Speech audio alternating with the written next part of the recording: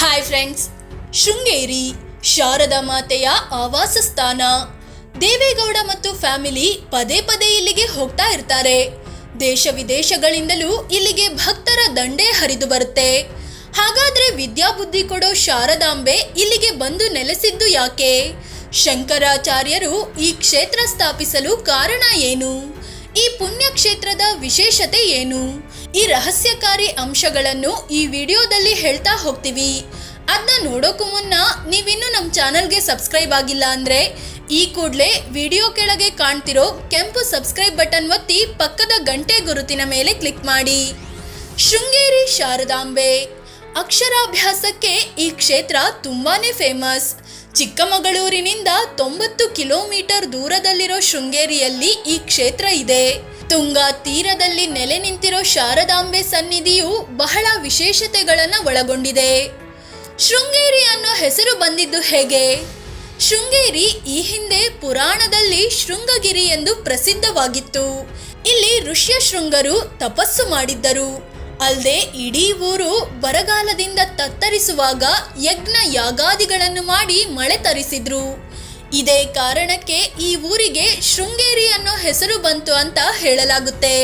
ಮತ್ತೊಂದು ಮೂಲದ ಪ್ರಕಾರ ಇಲ್ಲಿನ ಗಿರಿಗಳು ಗೋವುಗಳ ಕೊಂಬಿಗೆ ಹೋಲುವುದರಿಂದ ಈ ಊರನ್ನು ಶೃಂಗೇರಿ ಅಂತ ಕರೆಯಲಾಗುತ್ತೆ. ಶಾರದಾ ಪೀಠ ಸ್ಥಾಪನೆ ಹೇಗಾಯ್ತು? ಚಿಕ್ಕ ವಯಸ್ಸಿನಲ್ಲೇ ದೇಶ ಸುತ್ತಿದ ಶಂಕರಾಚಾರ್ಯರು ದೇಶದ 4 ದಿಕ್ಕುಗಳಲ್ಲಿ 4 ಪೀಠಗಳನ್ನು ಸ್ಥಾಪಿಸಿದ್ರು. ಉತ್ತರದ ಬದರಿಯಲ್ಲಿ, ಪೂರ್ವದ ಪುರಿಯಲ್ಲಿ, ಪಶ್ಚಿಮದ ದ್ವಾರಕದಲ್ಲಿ ಮತ್ತು ದಕ್ಷಿಣದ ಶೃಂಗೇರಿಯಲ್ಲಿ ಪುಣ್ಯಪೀಠಗಳನ್ನು ಪ್ರತಿಷ್ಠಾಪಿಸಿದ್ರು. ಅದರಲ್ಲಿ ಶೃಂಗೇರಿ ಪೀಠ ಸ್ಥಾಪನೆ ಹಿಂದೆ ಒಂದು ಆಶ್ಚರ್ಯಕರ ಸಂಗತಿ ಇದೆ. ದೇಶ ಪರ್ಯಟನೆಯಲ್ಲಿ ಬ್ಯುಸಿ ಇದ್ದ ಶಂಕರಾಚಾರ್ಯರು ತುಂಗಾ ತೀರದ ಶೃಂಗೇರಿಗೆ ಬಂದಾಗ ಅವರಿಗೆ ಶಾಕಿಂಗ್ ದೃಶ್ಯವೊಂದು ಕಾದಿತ್ತು.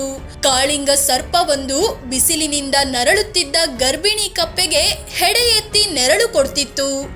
ಇದನ್ನು ಕಂಡ ಗುರು ಶಂಕರಾಚಾರ್ಯರು ಪರಸ್ಪರ ಶತ್ರುಗಳಾದ ಹಾವು ಕಪ್ಪೆಗಳೇ ಸ್ನೇಹದಿಂದ ವರ್ತಿಸ್ತಿವೆ, ಇದಕ್ಕಿಂತ ಒಳ್ಳೆ ಪುಣ್ಯಕ್ಷೇತ್ರ ಮತ್ತೊಂದಿಲ್ಲ ಅನ್ನೋ ನಿರ್ಧಾರಕ್ಕೆ ಬಂದು ಶಾರದಾ ಪೀಠ ಸ್ಥಾಪನೆ ಮಾಡಿದ್ರು. ಈಗಲೂ ಈ ದೇವಸ್ಥಾನಕ್ಕೆ ಹೋದ್ರೆ ತುಂಗಾ ನದಿ ತೀರದಲ್ಲಿ ಈ ಅಪರೂಪದ ಸನ್ನಿವೇಶದ ಕಲ್ಲಿನ ಶಿಲ್ಪವಿದೆ. ವಿಜಯನಗರ ಅರಸರ ಕಾಲದಲ್ಲಿ ದೇಗುಲ ನಿರ್ಮಾಣ. ಆದಿ ಶಂಕರಾಚಾರ್ಯರು ಶೃಂಗೇರಿಯಲ್ಲಿ ಶಾರದಾ ಪೀಠ ಸ್ಥಾಪಿಸಿದ್ರು. ಆದರೆ 14ನೇ ಶತಮಾನದಲ್ಲಿ ವಿಜಯನಗರ ಸಾಮ್ರಾಜ್ಯ ಸ್ಥಾಪಕರಾದ ಹಕ್ಕಬುಕ್ಕರ ಗುರುಗಳಾದ ವಿದ್ಯಾರಣ್ಯರು ದೇಗುಲ ಕಟ್ಟಿಸಿದ್ರು ಅಂತ ಇತಿಹಾಸ ಹೇಳುತ್ತೆ. ಆದ್ರೆ ಹೊಯ್ಸಳರ ಕಾಲದಲ್ಲೇ ದೇಗುಲ ನಿರ್ಮಾಣ ಆರಂಭವಾಗಿತ್ತು ಅಂತ ವಾಸ್ತುಶಿಲ್ಪ ಹೇಳುತ್ತೆ. ಈಗ ಪಕ್ಕದಲ್ಲಿ ಹೊಸ ದೇವಾಲಯ ಸ್ಥಾಪನೆಯಾಗಿದ್ರು ಹಳೆಯ ದೇಗುಲ ಇತಿಹಾಸದ ಸೌಂದರ್ಯವಾಗಿ ಪಕ್ಕದಲ್ಲೇ ನಿಂತಿದೆ.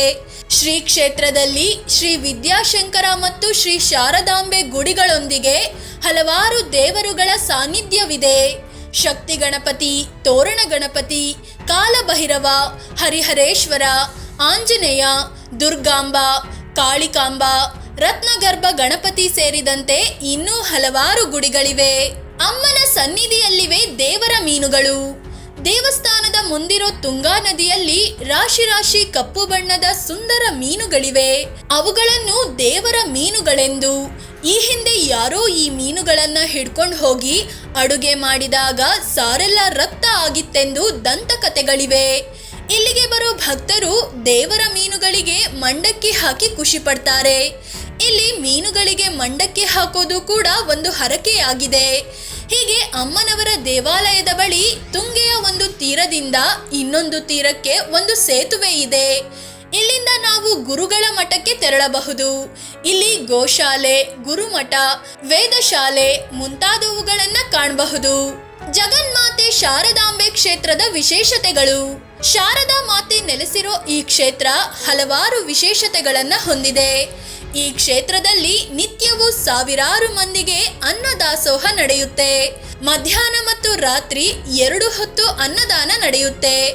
ಅಷ್ಟೇ ಅಲ್ಲ, ಕ್ಷೇತ್ರದ ಸುತ್ತಮುತ್ತಲಿನ 10 ಹಳ್ಳಿಗಳ 100 ಶಾಲೆಗಳಿಗೆ, ಕಾಲೇಜುಗಳಿಗೆ ಇಲ್ಲಿಂದಲೇ ಮಧ್ಯಾಹ್ನದ ಬಿಸಿಯೂಟ ಹೋಗುತ್ತೆ. ಈಗೀಗ ಬಹುತೇಕ ಎಲ್ಲಾ ಮಠಗಳು ರಾಜಕೀಯದಲ್ಲಿ ಮೂಗು ತೂರಿಸ್ತಿವೆ. ಆದ್ರೆ ಈ ಶೃಂಗೇರಿ ಮಠ ಮಾತ್ರ ಈವರೆಗೆ ರಾಜಕೀಯದತ್ತ ಸುಳಿದಿಲ್ಲ. ಇಲ್ಲಿಗೆ ಹೋಗೋ ಪ್ರತಿಯೊಬ್ಬ ರಾಜಕಾರಣಿಯನ್ನು ಭಕ್ತರಂತೆ ನೋಡಿ ಕಳುಹಿಸಲಾಗುತ್ತೆ. ಹೀಗಾಗಿ ಈ ಕ್ಷೇತ್ರ ಯಾವುದೇ ವಿವಾದವಿಲ್ಲದೆ ಸಮಾಜ ಸೇವೆಯಲ್ಲಿ ತೊಡಗಿದೆ. ಫ್ರೆಂಡ್ಸ್, ನೋಡಿದ್ರಲ್ಲ, ಇದು ವಿದ್ಯಾದೇವತೆ ಶಾರದಾಂಬೆ ಬಗ್ಗೆ, ಶೃಂಗೇರಿ ಕ್ಷೇತ್ರದ ವಿಶೇಷತೆಗಳ ಬಗ್ಗೆ ತಿಳಿಸಿಕೊಡೋ ಪ್ರಯತ್ನ.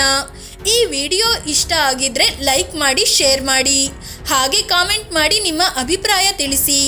ಇಂತಹ ಮತ್ತಷ್ಟು ಮಾಹಿತಿಗೆ ನಮ್ಮ ಚಾನಲ್ಗೆ ಸಬ್ಸ್ಕ್ರೈಬ್ ಆಗಿ ಗಂಟೆ ಗುರುತನ್ನು ಒತ್ತಿ.